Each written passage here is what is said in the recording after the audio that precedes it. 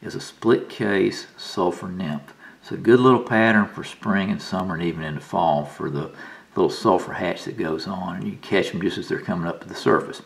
So let's get started. The materials are going to include a number 16 Nymph hook. This is a lightning strike hook. A TMC hook would work just as well. 5/64 copper bead. Okay. That can be either brass or tungsten. Some olive brown D-rib small. Okay, some 2mm scud back material. This comes from the South Holston River Fly Shop. And some goose bites yellow. Alright. And for the tail we're going to be using Cote de Leon feathers. And then for our legs we're going to have super hair. Alright. Well, let's get to tying here. Alright, now the first thing we're going to do is we're going to take a biot and cut one of these little quills out. And these things are pretty stiff, so what we're going to do is we're just going to throw one of those in some water and let that soak and soften up as we get to it.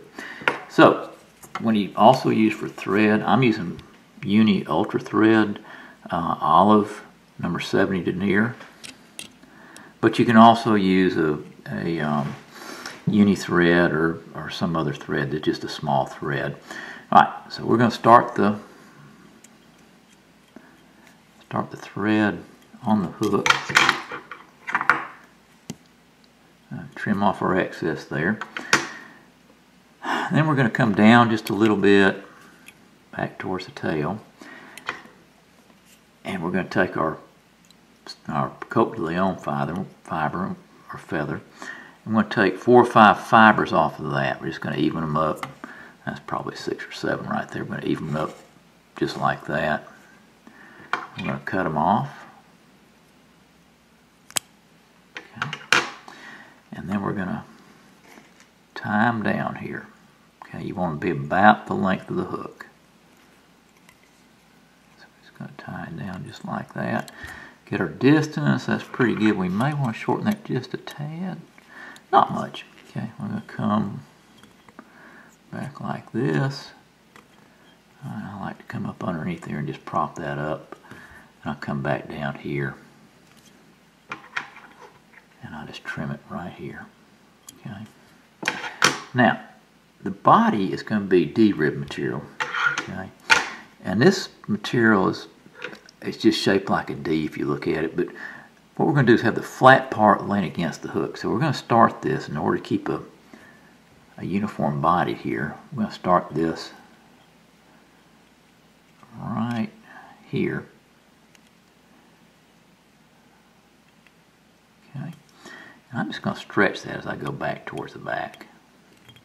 Come all the way back to the tail, and then just keeping the body real slender, you're going to come back towards the eye of the hook. Now what you're going to do is you're just going to wrap that around, keeping the flat part on the body, around the hook. Okay, and what that's going to do is going to give you a segmented body there.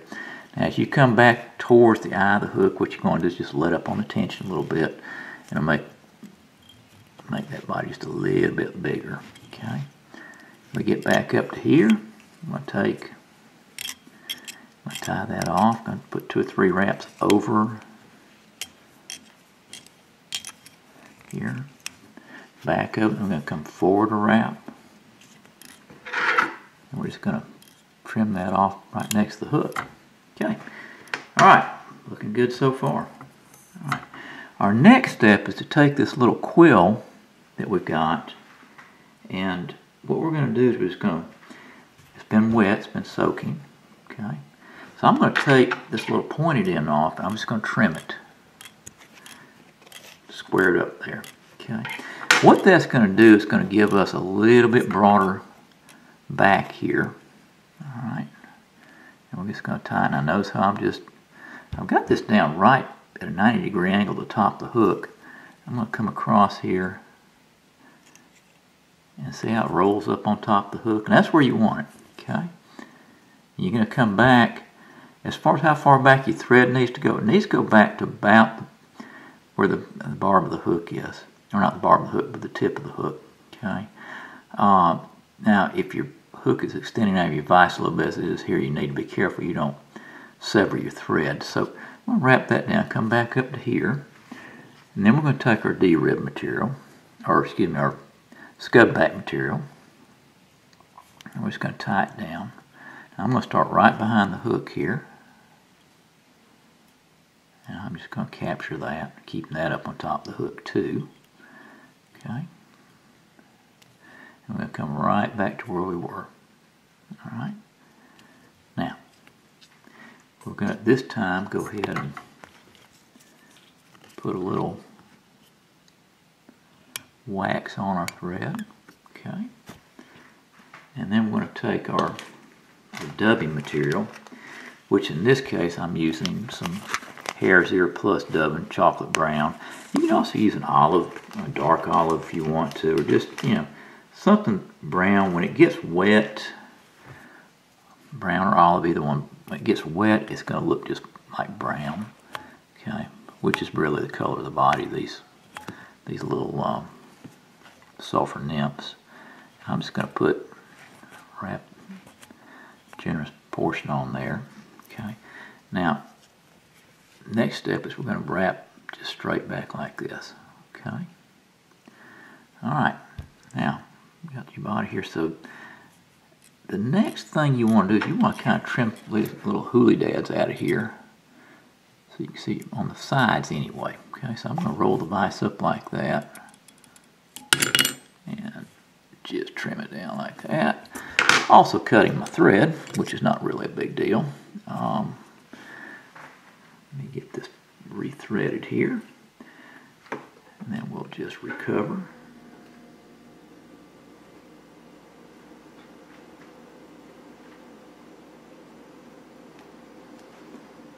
Okay. All right. Here we go. Okay.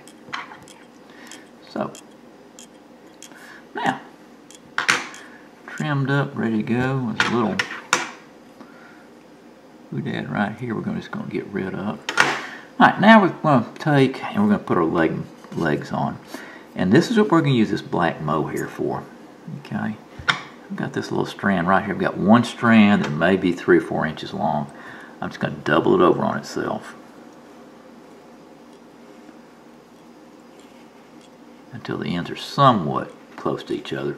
Now, if you'll notice, these things are splayed apart, which is kind of what you want. So you're going to crimp them down right there, and you're just going to take one wrap right behind the bead.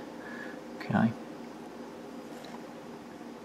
And that's going to give you your legs out this side. You can shorten them up a little bit. Notice how I spread them doing that. Okay. And you're going to tighten this down. Now you're going to come back and trim these. This is not where you want them. Wrap that down like that. And you're just going to take this. So I've just got my finger through there, that little loop. I'm going to pull it back like that. Now see, it's just not wanting. So I'm going to come over like this.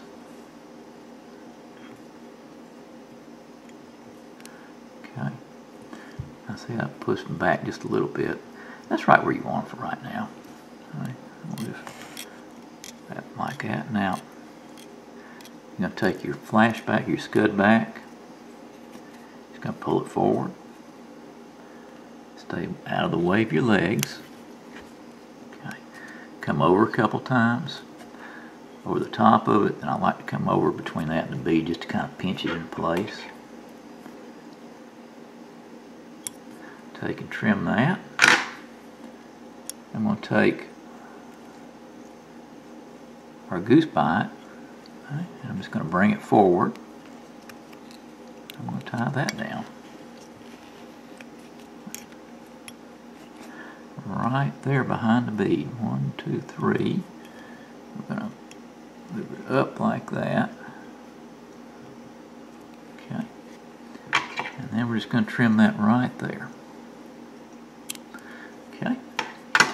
Now we're ready to whip finish here, and we can complete our fly. Alright.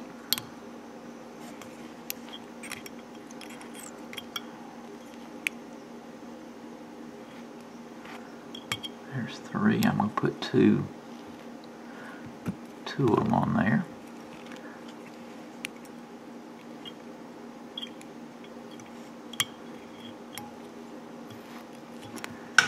Alright. Trim that. Now we're going to trim our legs up. Now, like I said, this beauty is in the eyes of the beholder. You might like long legs. You know, I like mine kind of medium.